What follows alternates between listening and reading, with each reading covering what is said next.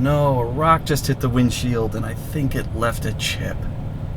Anyone who drives a car is all too familiar with that terrible crack sound that you can hear when you're driving down the road and a rock hits your windshield. It's the worst feeling ever. You immediately start checking to see, did I get a crack? Well, this evening, driving home from work, my daughter did. And it's a small crack right here, and it hasn't started to spread much yet, but if I don't take care of it immediately, tomorrow in the hot sun, that's going to spread and it'll wind up costing her a whole new windshield. So in this video, I'm going to show you how easy it is to repair a small crack like this, and it doesn't even cost that much money. Let's get started. Here's the repair kit I'll be using today. I picked this up at my local auto parts store for around 20 bucks. They can be found a little cheaper online though, so I'll leave a link in the description for some various options. This repair is done by injecting an ultraviolet activated resin into the damaged area. This specific kit uses an adhesive mount and a small syringe to do this. Since the resin is UV activated, it can be cured by simply parking the car out in the sun, but today I'll show you a shortcut that is both faster and can be done at night. Once the resin is cured, it stabilizes the damage and keeps the cracks from spreading. This crack is still quite small, though you can see it has already started to spider out and spread just a little bit. As long as you catch a crack like this before it's larger than about the diameter of a US quarter, these kits work really well. However, if you leave a crack like this alone, it will spread in a matter of a day or two as the windshield goes through temperature swings from being parked out in the hot sun during the day and in a cooler area overnight. Those heat cycles cause minute stress on the windshield, which will make a crack like this spread. Start by parking the car in the shade, as you can't do this repair in a sunny area. Also, wait for the windshield to be cool to the touch, as a hot windshield may crack more easily during the repair process. Use a small razor blade or even the tip of a thumbtack to remove any loose chips or particles of glass from the damaged area. Don't use a lot of force here, just gently remove anything that is loose. Then clean the glass as well as you can with glass cleaner so that the adhesive will stick really well. With the loose chips removed and the glass clean, we'll stick this adhesive pad to the windshield with the hole centered right over the center of the damaged area. Now don't use a ton of force here, make sure it sticks well, but don't push really hard. Then remove the backing and stick down the syringe adapter. Again, use light pressure here. Make sure it sticks, but don't press really hard, as that could cause the crack to spread. Here's what the crack in the repair area looks like now from inside the car. I've added some extra lighting so we can see better what's going on as I do the repair. Next, we'll add a few drops of resin into the syringe pedestal. Now don't use all of it. Depending on the size of the damage, only 8 to 10 drops will be plenty, and we'll need a little bit of extra left over at the end for a later step in the repair process. Also, keep the resin off your paint. I like to put a paper towel down on the glass just below the repair area to catch any drips. Next, with the plunger pushed all the way down on the syringe, we'll push the syringe firmly into the base. See how that already starts to affect the resin near the repair? Pull up on this handle and twist it so that it lines up with the catch clip and catches on the lower notch, like this. From inside the car, we can see that this is pulling the air out of the damaged area, effectively creating a vacuum that will help draw the resin into the damaged glass. Leave it this way for a full 10 minutes. I'm serious. Set a timer and walk away. Don't be tempted to fiddle with it. I've tried that in the past and it doesn't work out very well.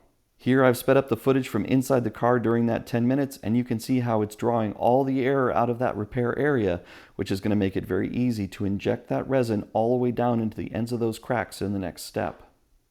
Once the 10 minutes are up, pull the plunger all the way out of the syringe body, which releases the vacuum. Then insert the plunger and push it down and twist so it catches on the upper notch. This introduces a small amount of pressure, which will force the resin all the way down into the ends of those cracks. As before, we're going to set a timer, but this time for 20 minutes, and we're going to walk away and leave it alone. Here's what happens over that 20 minutes as seen from inside the car. Again, I've sped up this footage. You can see the cracks seem to disappear slowly as the resin is injected. Once the 20 minutes are up, it's a good idea to put on some gloves, as the next step can be a little bit messy. If you haven't already, now is also a good time to put a paper towel down on the glass below the repair area to catch any resin drips. Again, you don't want to get any of this resin on your paint. We'll pull out the plunger first, and then hold down the adapter and gently remove the syringe body. Then it's easiest to use a small razor blade to lift the edge of the adapter and remove it. This likely will have resin all over it, so just toss it in the trash. Then carefully peel off the adhesive backing and throw it away as well. With the backing removed, you can then gently wipe any excess resin from the area.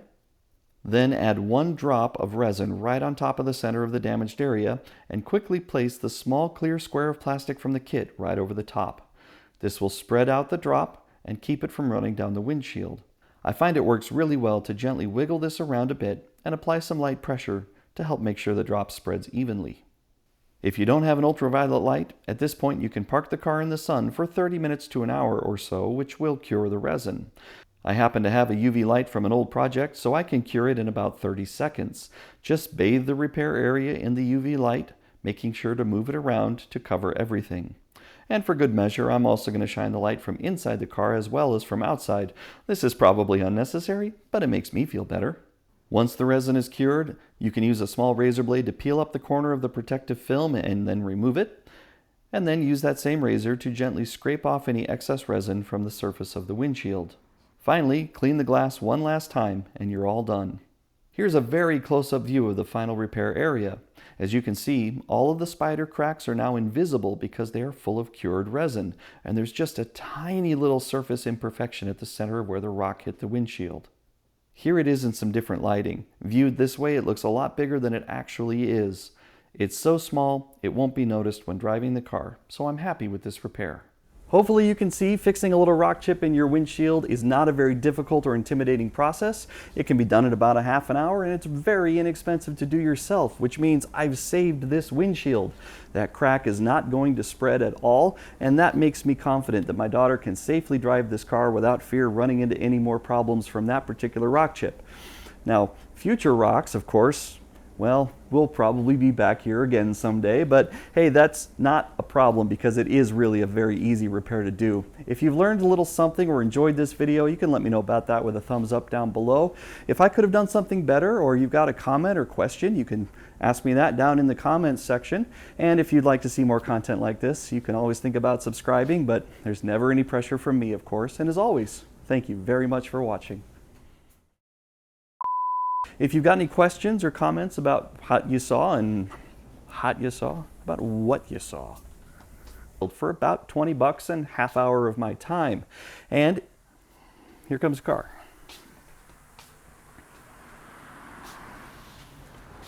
It took me about a half an hour or so, and I think I inhaled a fly. Oh, try again. And as always, I should make sure the camera's actually running, because I've done that before.